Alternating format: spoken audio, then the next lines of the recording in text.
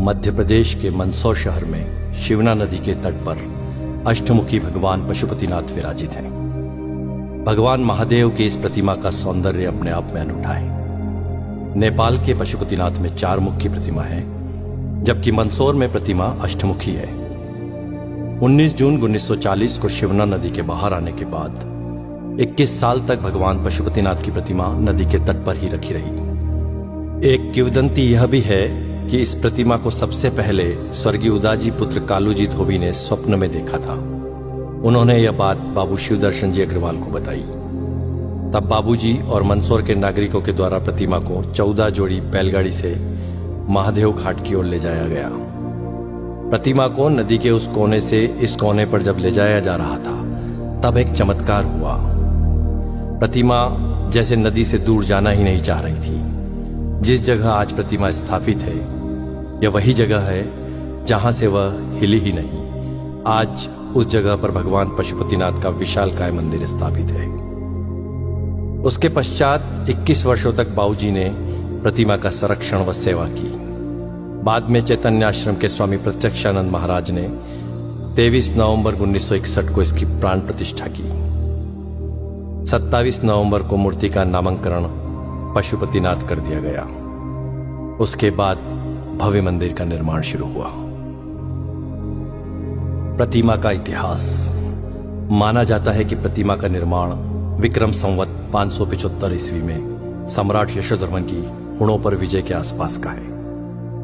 संभवतः मूर्ति भंजकों से रक्षा के लिए इसे शिवना नदी में दबा दिया गया था। अनुमान के अनुसार अज्ञात कलाकार ने प्रतिमा के ऊपर के 4 मुख पूरी तरह बना दिए थे, जबकि नीचे के 4 मुख निर्माणाधीन थे। ऐसी है यह प्रतिमा। प्रतिमा के 8 मुख हैं। ऊंचाई 7.3 फीट है। इसकी गोलाई 11.3 फीट है और इसका वजन लगभग 46 क्विंटल है। प्रतिमा के 8 मुखों का नामकरण भगवान शिव के अष्ट तत्व के अनुसार है।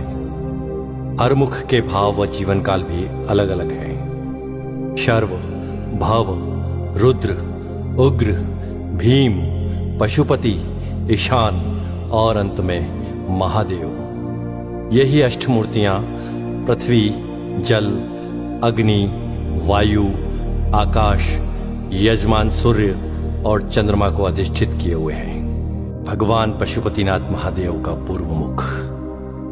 पूर्व मुख जीवन की बाल्यावस्था का प्रतीक है। घुंघराले बाल, मोर पंख धारण किए, नाग नागिन का जोड़ा, कुंडल के रूप में भुजंगमाला पहने शिव एक बालक के समान लगते हैं, एक दिव्य बालक के समान। पूर्वामुखी यह मुख पूर्णतः शांत एवं आत्माराम सा लगता है। ऐसा प्रतीत होता है मानो भगवान शिव योगेश्वर के रूप में ब्रह्मा में लीन होकर समाधि अवस्था में संपूर्ण विश्व को स्वयं में देख रहे हो। शांत मुद्रा में ध्यानस्थ भगवान शिव के सिर पर जटाओं की ग्रंथि मालाएं हैं।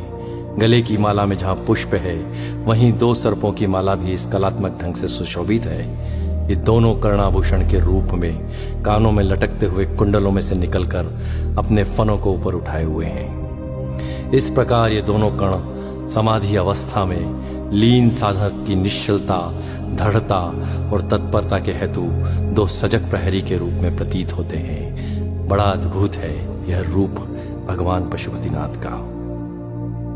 भगवान पशुपतिनाथ का दक्षिण मुख।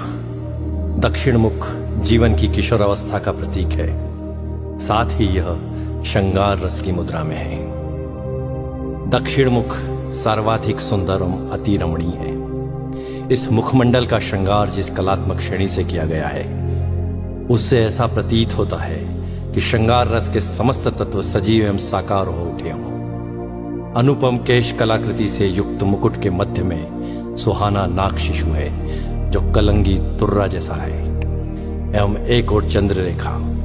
यह सामंजस्य मुख की अलौकिक सुंदरता में अभिवृद्धि कर रहा है। गले में लघु सर्पद्वय की माला एवं रुद्राक्ष की माला है। कानों में कमनी कुंडल हैं, नेत्रों में रस भरी मादकता है तथा मुख मुद्रा में मंद मंद मुस्कान है। ऐसा लगता है मानो कुमार संभववर अपनी विवाह यात्रा पर चलते समय अपनी श्रृंगार लक्ष्मी की आत्ममोहिनी छवि को स्वयं में वो मुग्ध होकर रसमय हो रहे हैं। ऐसा है भगवान पशुपतिनाथ का दक्षिण मुख। भगवान पशुपतिनाथ का पश्चिम मुख जीवन की प्रौढ़ावस्था को दर्शित करता है। यह मुख महादेव जी का रौद्र रूप भी है। अधरोष्टम नेत्र खुले हैं, मुख वक्र है, पोहें चढ़ी हैं, जटाजूट का अभाव है। सर्पों के साथ केश ग्रंथित हैं। गले में कनेर व आंकड़े के पुष्प की माला है। तप में बाधा डालने वाले कामदेव पर महादेव को इतना क्रोध है कि उनको यहां देख पाना भी कठिन है। तृतीय नेत्र खुला है जिसमें से आंख की लपटें निकल रही हैं। अंगारे के समान धधकते तृतीय नेत्र का तप मुखमंडल पर छाया हुआ है। द्विसर्प के मध्य ओम अंकित है जो भगवान शिव का शिवत्व सूचक है। रौद्र, भयानक एवं वीर, इन तीनों रसों की व्यंजना इस प्रलयकारी रूप से स्पष्ट है। ऐसा है भगवान रुद्र का यह रौद्र रूप। भगवान पशुपतिनाथ का उत्तर मुख जीवन की वृद्धावस्था का प्रतीक है। साथ ही यह हास्य और आनंद की मुद्रा में भी है। कपोल फूल है, जटाजूट प्रसाधन दर्शनीय है। गले में छोटे व बड़े मणियों की माला है। विशाल जटाजूट स्वतः ही श्रृंगार रूप में है। कर्ण कुंडल में सर्प झूल रहे हैं, अटखेलियां कर रहे हैं। मुख का वर्णन भी हास्य के अनुरूप ही है। हास्य मुद्रावश तृतीय नेत्र का आकार संकुचित है जो इस शोभा में वृद्धि कर रहा है। यहां उज्ज्वल धारियों ने शिवगंगा की धारा से श्रृंगारित किया हुआ है। ऐसा है भगवान महादेव का उत्तर मुख। एक और जहां प्रतिमा के चार मुख जीवन की चार अवस्था, बाल्या, किशोर, प्रौढ़ और वृद्धावस्था को दर्शाते हैं, वहीं दूसरी ओर जीवन की चार व्यवस्थाएं धर्म, अर्थ, काम, मोक्ष को भी परिलक्षित करती है। प्रतिमा के नीचे के चार मुख जल प्रवाह से शरीत हो गए हैं, अतः वास्तविक रूप से विवेचन अब संभव नहीं है।